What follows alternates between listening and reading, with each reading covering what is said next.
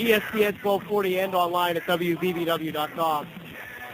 Ryan and Christian here, and right now we're going to bring on James Dawson from the 360 Sports Network, talk some fantasy football and how the Big Ten is the greatest conference ever constructed. It's better than the Big East. Well, it is.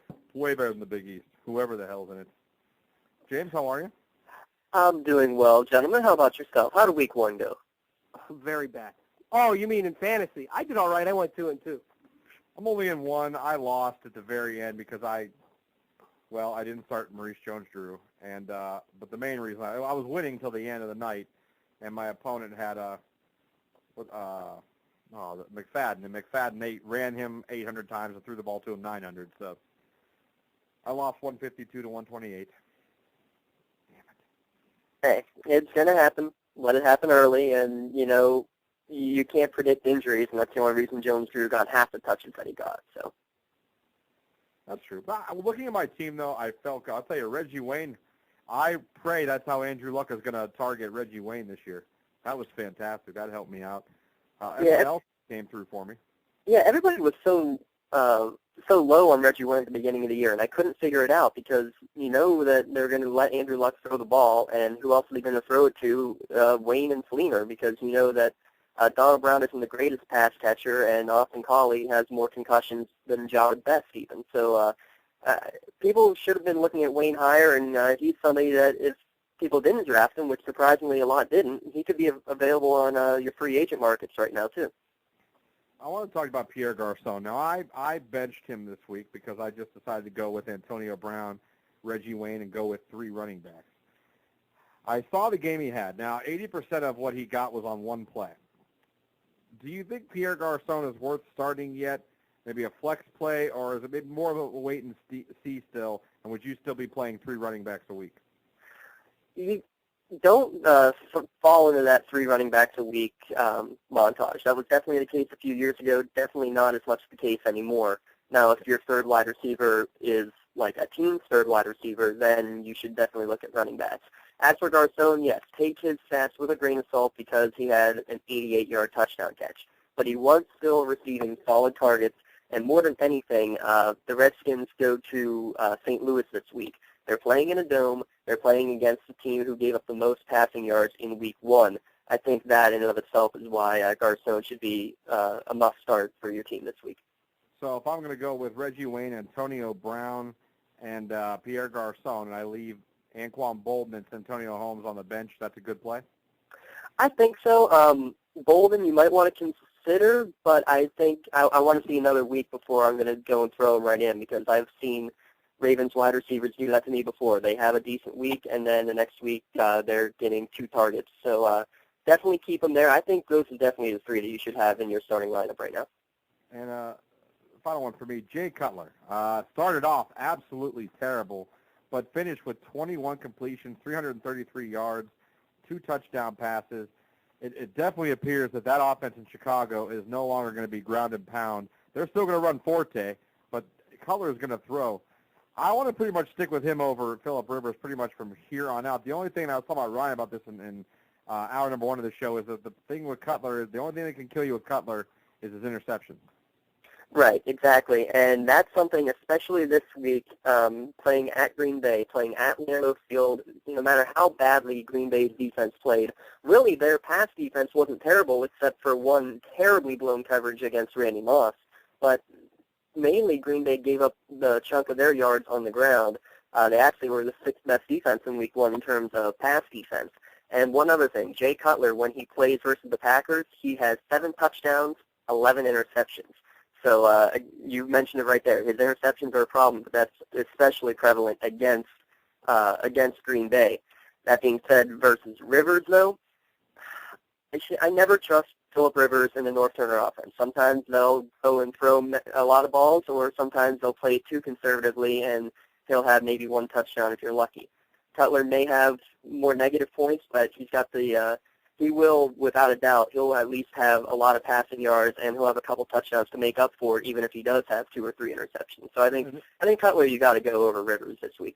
And with that Bears offense that we saw in week 1 and how they opened it up, this might be a year where if you're looking for extra guys on your bench to have just for bye weeks and stuff, that maybe an Alshon Jeffrey or a Hester might not be that bad because they're, like I said, they're throwing the ball in Chicago now.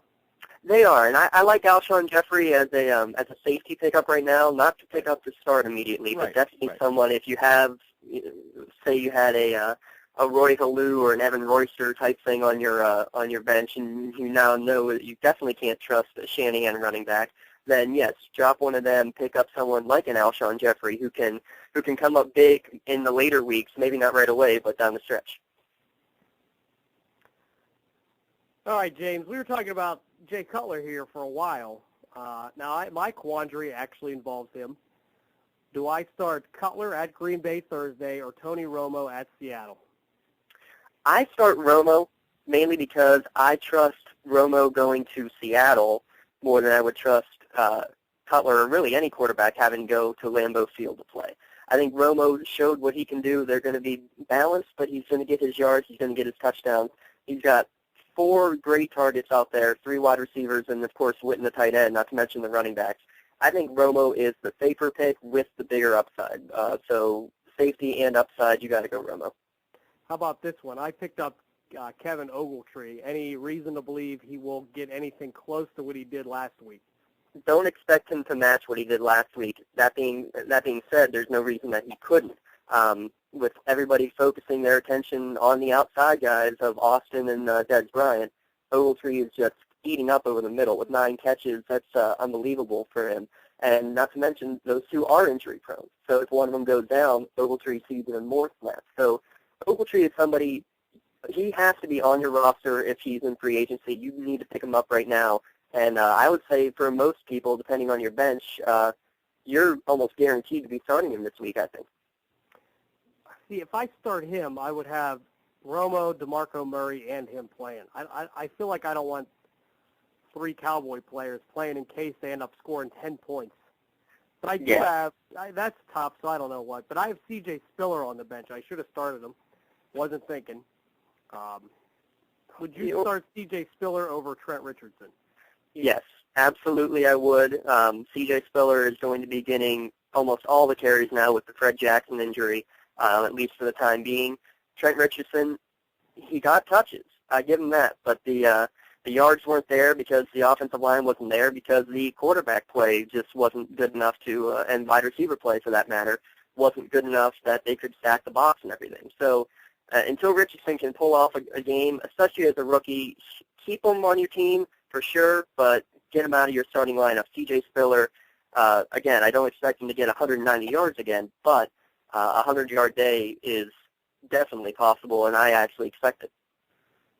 James, let me ask you about another running back. I got him late in my draft. I don't have to play him every week. He'll pretty much be there for when Rice or Maurice Jones-Drew is on a bye, but I was a little disappointed by him this week, and I want to know if I should be worried down the road or if it'll be fine. Cedric Benson of the Packers got him late here right before the season.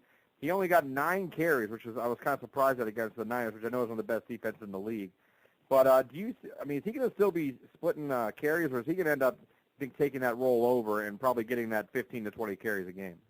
See, what scares me is the fact that Starks was injured this week, and he still only had those 9 carries. Yeah. What surprised everybody was how they used Randall Cobb out of the backfield all day. I mean, he had, I believe it was 8 or 9 catches, punt return for a touchdown, but 90 yards receiving. They're trying to get Cobb the ball any way that they can. And if they're lining him up in the backfield, that just means bad news for any Green Bay running back. And Green Bay running backs were a scary thought to begin with. I thought the same thing. I thought Benson would be a steal. I'd say hang on one more week before getting rid of him because, like you said, they were playing the number 1 defense last week. Maybe that changes this week, but if he puts up another performance like that, he's just eating up a roster spot. You'll get rid of him after this week. But in that same regard, especially in a PPR league, Randall Cobb is another must-have at this point. I just picked him up while we were talking. Did you? Very good. My trick. That's what I do. You say the name, I go get him. Well, all right, James, we're good to go now. I guess I'm set thanks to you for week 2 here. We're going to see how it goes.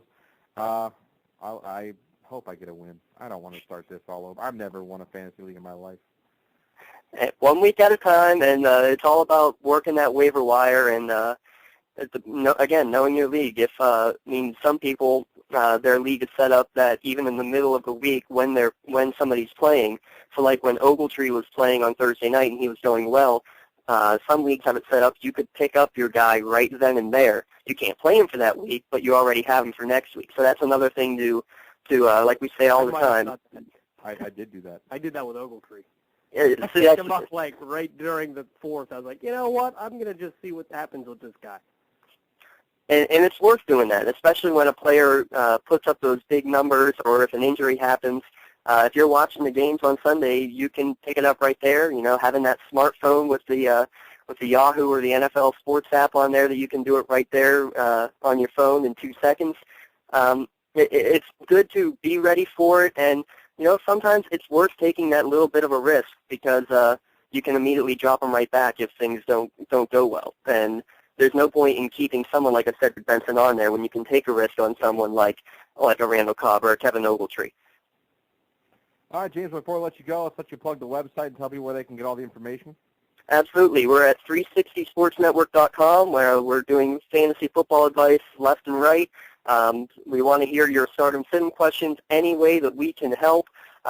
Please send us your information. You can tweet us at 3S Network. Email us, 360sportsnetwork.com. And seriously, whatever we can do to help your team get better, start sit, who to pick up, who to drop, and that's what we're all about. So send us, please. Send us your ad drop questions, and we'll be here always for you. All right, James, we appreciate it, buddy. Talk to you next week. All right, good luck. Get OW. All right, it's James Dotson, 360 Sports Network. We're going to